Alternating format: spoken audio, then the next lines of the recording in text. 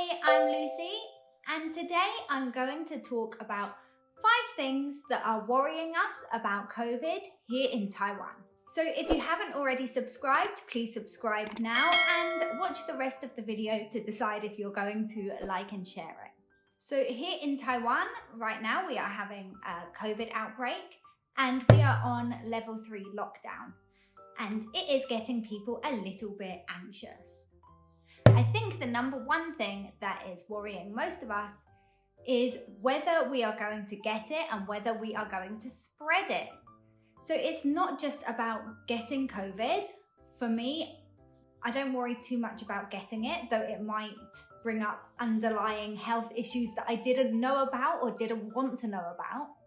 But it's the fear of possibly having it and spreading it to other people. If I don't have any symptoms, I don't know that I have COVID, that I could be passing it to people that do have underlying health issues. I worry that if I leave the house, I could potentially be putting other people at risk, such as the guards for the apartment, or the auntie that cleans, or the people working in the convenience store that are putting themselves at risk. And I think it has made us all hypochondriacs. If we start coughing or we get some aches and pains, we're starting to wonder if we have it, if these are mild symptoms, or if you should go and get tested. But is it more risky to go to a hospital and get tested than just to stay at home, wait and see how things develop?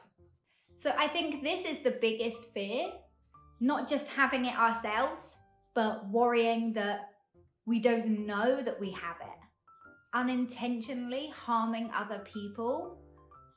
So I am being as careful as I possibly can, because maybe I feel like my body is strong and I'll survive it, but I can't say that about everybody that I come in contact with. And some people you come in contact with without even knowing it. People are worried about whether we are going to go into lockdown and whether or not we are going to have enough food and toilet roll and masks and meat and alcohol, because those are very important things when you're locked at home and you're trying to minimize your outings to the supermarket. There are long waits for online shopping. People are worried that if they are the only ones not panic buying, there will not be enough for them because other people are panic buying. If we panic buy, then there's not going to be enough for everybody. I sent my husband to the shop the other day to do our grocery shopping because we are trying our best to cook and eat at home. He had his shopping list and he came home with half the items. And when I asked him why, he said that it's because he worried that other people were going to think that he was panic buying because his basket was looking too full and he felt embarrassed, so he didn't buy everything on the list. We have 4 people in our house we need to feed. So yes, you still need to buy enough food for your family. Otherwise, you need to do another trip, doubling your exposure. But you just don't need to go crazy and buy 10 packs of bog roll. If everybody stays calm and just buys what they need for their family, then there will be plenty for everyone. So don't worry that if you are the only person not panic buying, there won't be enough for you. Just consider, if we're all reasonable, there will be no problem. Otherwise, we'll just have to detox. So now schools have stopped. All schools from kindergarten to universities have stopped running. Some are going online, some are not going online because we don't know how long it's going to go on for. And so I think many parents are worried about their children's education. Many students are worried about their own education. Education in Taiwan is very costly, and parents have invested a lot of money into their children's education for them to be sent home. Most schools were not prepared for this. We were doing so well in Taiwan. We weren't prepared to be in level 3 and shut the schools right now. I think the fear is, how long will this go on for? How long will children be learning from home or parents be educating? I have been very grateful during this situation because I've always wanted to homeschool my children. So for me, this isn't such a big fear. I love teaching, but to be honest, my idea of homeschooling does not involve staying at home all day. So I am also climbing the walls, going crazy, trying to entertain them and teach them at the same time, because I'm used to doing field trips and we are missing it. Lots of free worksheets out there, podcasts, coloring pages, but I understand that not all parents are teachers.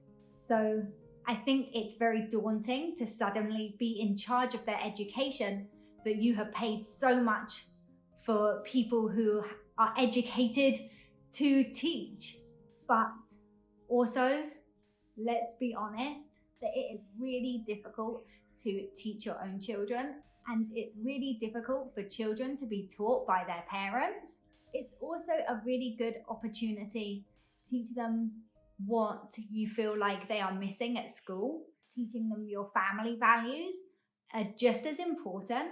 So make the most of this time, because hopefully it's a once in a lifetime opportunity. One of the biggest concerns is our jobs. I feel like everybody is nervous about whether or not they are going to be able to keep their jobs. Because of COVID, lots of places are closing. Lots of businesses are not as successful. Places are not as busy. So people are worried about whether or not their companies are going to be able to afford to keep them. Bosses are worried about whether or not they will be able to afford to stay open and keep their employees. Now people have their children at home. It's very difficult to go to work. Or you're having to work from home, and working from home with children is, oh my goodness. Working from home with children is impossible. If you are doing it and you are succeeding, please tell me how, because I struggle with this one. I have struggled with this for years. My situation is that my husband took his paternity leave to support me in opening a business that I am passionate about. I finally had things ready. I had support. I was ready to do what I love. And 2 weeks later, I had to close. And I'm so disappointed. And I know lots of other people are in situations that suck just as much, if not more. But when this is all over, hopefully we will all support each other in getting back on our feet. So hold on, stay in there. Hopefully we will all be able to keep our jobs and run our businesses. And if not, then we will start something new and we will do something better in the future. With the kids off school and the possibility of working from home, the biggest question is where to stay. That sounds crazy, just stay home.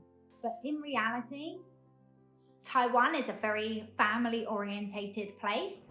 I can understand people wanting to travel to stay with their parents. They can help with their daily errands and doing the shopping so that it minimizes their parents' exposure. And also they can have support for their families. You can't hire babysitters, you can't take the kids to school. And so the next best thing is your parents. They are going to help to cook and take care of the children. People that live in the big cities are often living in tiny apartments, especially in Taipei. And being locked in an apartment would drive me insane personally. And I think the risks are higher because the cities are more densely populated. And so while you can stay in your apartment as much as possible, when you do need to leave to do the shopping, to get daily exercise, maybe one apartment building can be 26 floors, 2 or 4 apartments on each floor. That's hundreds of families, not hundreds of people, hundreds of families that you are sharing just your elevator with or your stairwell. Your entry and exit will be even more because maybe there are 4 or 5 buildings in your complex. Whereas if you go and stay with your parents, maybe they are in the countryside, your exposure to other people is much lower. Maybe they have a house or some land that the children can enjoy a little bit of outdoor space and take care of each other. And let's be honest, being locked in the house with your parents or your in-laws isn't ideal either. So there's a lot to consider. You also have the risk of traveling and spreading COVID and possibly giving it to them. For me, when it comes to where to stay during this time, I think do what's best for your family, do what's best for the country, do what's best for your mental health. So yes, I think these are the 5 biggest worries here in Taiwan. If you have bigger worries, please tell me. Maybe there's other things I should be worrying about. But I think, in my opinion, these are the 5 biggest worries in Taiwan. But in general, let's try to stay positive. Let's buy food and drinks at a reasonable pace. Let's enjoy our time with our children or our families while we can, because hopefully this is a once-in-a-lifetime experience. Let's wear our masks and try to stay home so we can stay safe and we can keep others safe too by minimizing the chances of spreading it. Taiwanese working hours are crazy. So if this gives you a chance to take a break and re-energize and pick up some old hobbies, then take it. And if you are a workaholic, then keep working hard, make plans for the future, find ways that you can improve what you're doing. Okay, so thank you for watching. I hope that everybody is staying safe and staying calm and staying home and staying sane. And hopefully this will all be over soon. Fingers crossed. If you liked the video, please like, share with your friends, share with your family, subscribe and ring the bell. Thanks until next time.